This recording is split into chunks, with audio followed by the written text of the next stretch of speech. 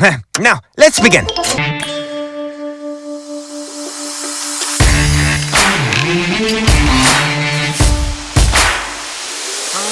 I just got done watching episode 4 of True Detective Night Country. And before we get started, just to let you know there's going to be spoilers in this review. And hopefully I'm going to try to remember everything that happened in this episode. I just watched it once. And I'll also try to rush this so I can watch the next one that comes out tonight. So I can give you 2 reviews of this season. But anywho, let's get into it. So what left off in the previous review and episode, they found Annie's phone. They'd be able to hack into it to see any evidence in it. Well, they found out there's a video, and she was talking and telling her name, and behind her you see, I said an ice wall, but it's an ice cave.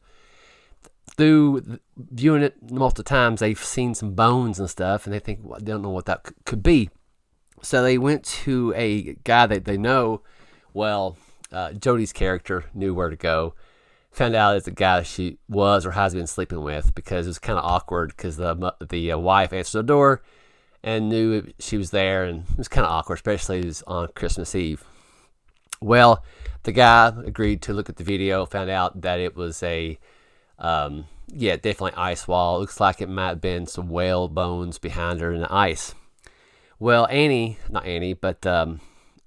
the state trooper, she's like, well, there's no ice caves around here. Where could this be? He said, they actually are. They're up north of a certain area. But they're very sketchy kind of places. A lot of people has lost their lives up that way, so it's hard to get around. We need to find somebody that to maneuver through there to see anything up there. And he's like, well, who could that be? Well, he said, well, I know this one guy. And he looked online. Sure enough, it was the same person they talked to prior when they was investigating a guy that used to be at the facility, right? It was kind of sketchy and all that. So they went back to that camp to see if he was still there, and he was gone. The townsman there said, actually, he left the day after y'all interviewed him.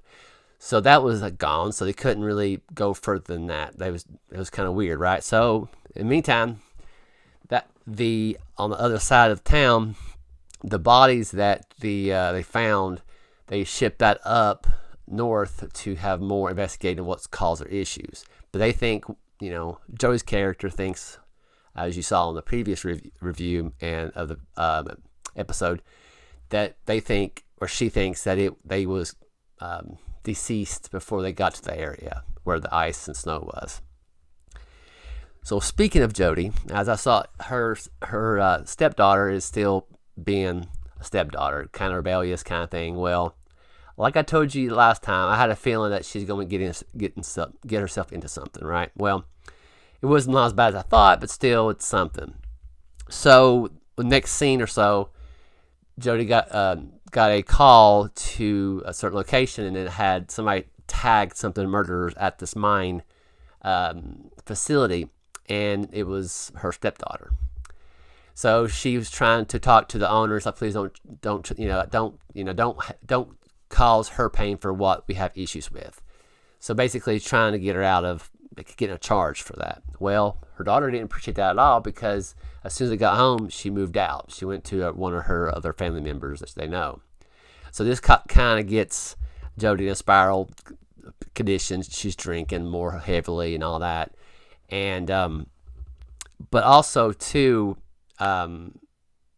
before I said what triggered a spiral, when they investigated the guy that was going to try to find the abandoned ice caves, there was some spiral rocks and something on the floor as well. And she picked one of the rocks up it was Eve that picked the rock up. I just figured I remember that as well. I know I'm bouncing back and forth, but just bear with me here.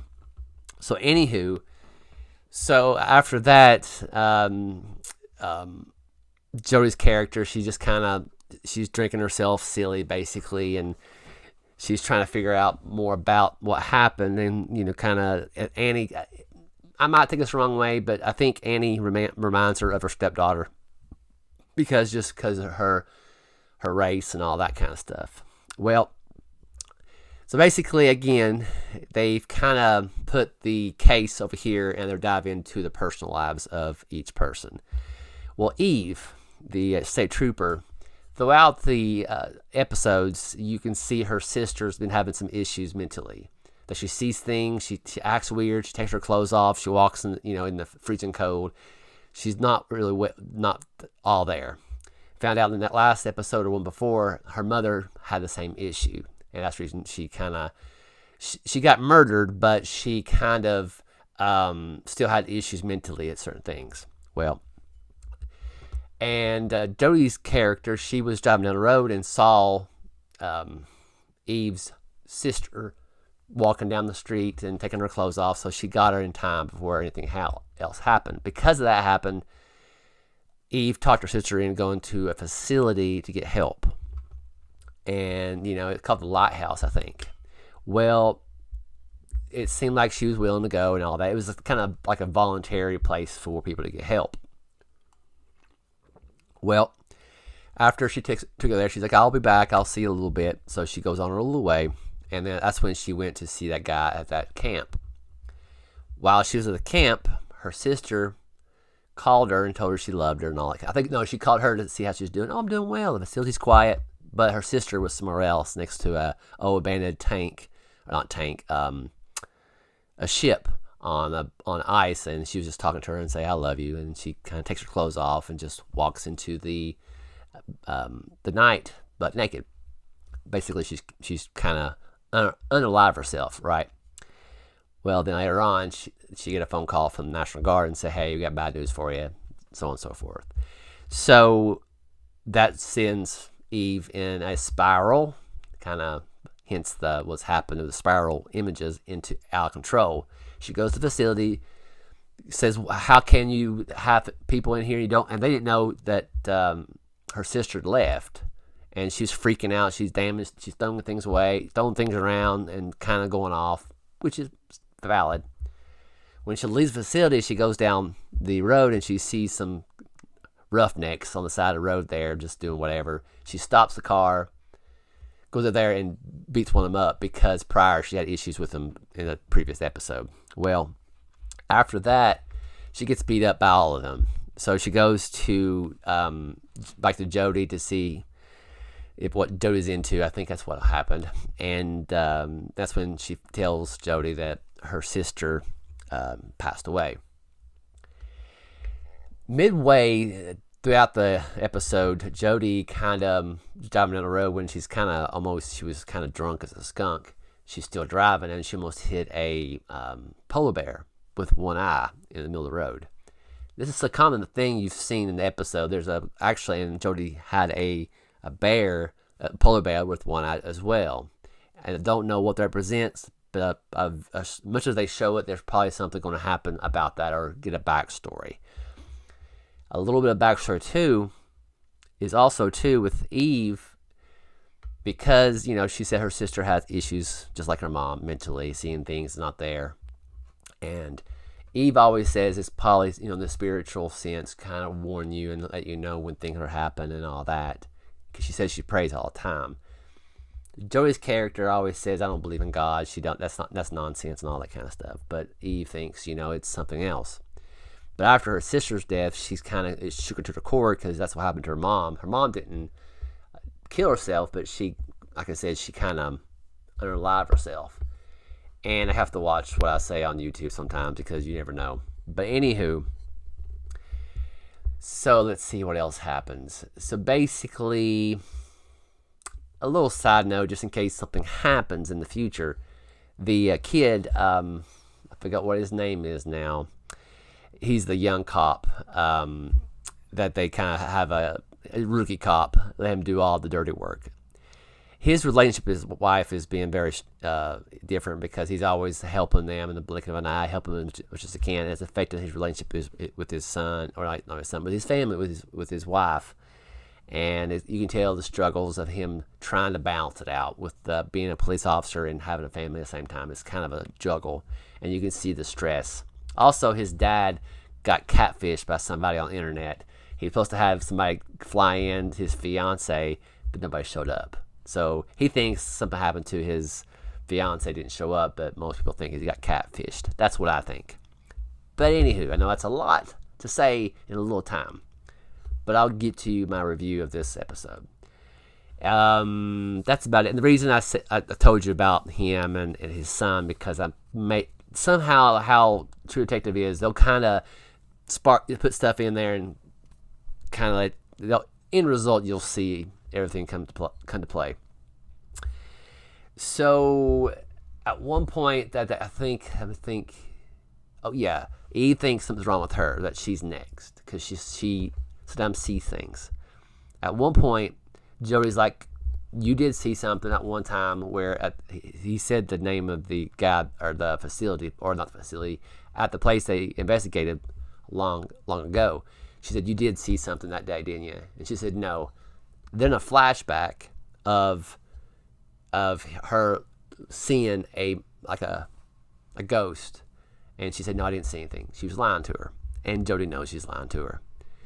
That makes sense because of a prior episode, I was thinking something was weird. They seeing things that's not there, but that's a different character.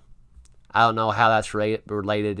It's very odd. It's a different type of style of, just a different feel of a show compared to other ones.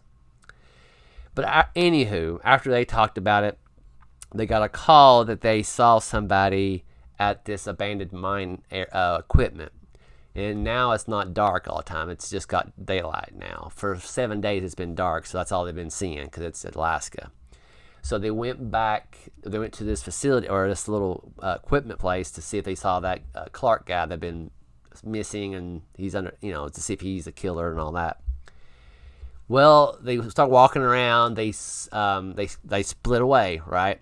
Well, you follow Eve's character a little bit. She starts seeing things and hearing things. And what's cool about it, I think, is you don't know if she's seeing it, really truly seeing it, or seeing something else. She sees footprints, barefooted, going across. You follow her away for a little bit, and then it pans over to Joey's character. She sees a guy in a hoodie, and it's not Clark, it's one of the other guys from the facility. He's all shook up and not all there. Joey looks down and he sees some drugs there at the corner, so he's doing meth. I don't know if that's allowed to say on YouTube, but that's what he's doing. And he's kind of talking. He's like, welcome to Night Country. You're here. You're never going to leave, or something like that.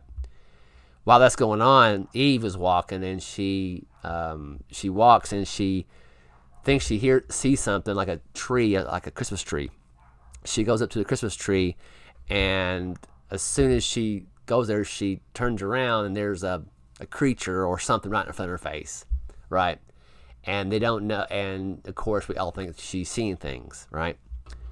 Well, after Jody talks to that guy or whatever he done, she tries to find where Eve is, and Eve was just sitting there with her hood up, or not hood up, but she was just sitting there, kind of just staring at the tree. When Jody comes to look at her, she moves her coat, or I guess the hood of the coat, and sees blood coming down her ears, and the episode ends. So basically, there's a lot of things going on. It's still these last two episodes have been kind of, I wouldn't say weak, but very, very slow. And I'm really hoping. I think there's an episode tonight and then an episode after that, from what it says here. So I don't know. I'm not going to say what I think because I don't know. I hope they tie well. I hope they tie all this together and it makes sense at the end. I hope it's a good, and they're doing a good job to keep me curious, right? And I'm trying to remember with the previous seasons if they was very heavy on the spiral of people's life. I think they did. And I guess I wouldn't say it's my fault, but I'm just eager to see what's causing the case and what's to trying to get everything situated, and how to investigate what's the issue is. Let them hurry up and get to that point, because that's the curious part, to see that. With their own life, it is curious. It's just a lot going on. This person, all this stuff. I hope it all connects together, because that's what makes it interesting. And that's, again, the other shows as well do the same thing, kind of the same style. But I'm looking at the reviews. The reviews, the last two, has been kind of low. I have not read people's comments. I don't know if they feel the same way as I do. But it's still not a horrible episode like the last one wasn't. It's just felt a little bit slower, I guess. But there was a lot of their spiral out of control. Hence the name of all the stuff you see. The guys the tattoo, the girl tattoo, spiral. It kind of leans into that, and I hope that's what they mean by it. But that's how I take it. But it's not too bad of a episode. So I'm looking forward to the next to last episode tonight and review that and see what happens, because I'm curious if they're kind of going to go more in. Now, they've kind of done pretty well with the story of each person. I'm hoping everything will tie in together and see what has caused the issue. But other than that, it's good to go so far, and we'll see what the Part 5, Episode 5 will hold. And I'll let y'all know. Catch you later.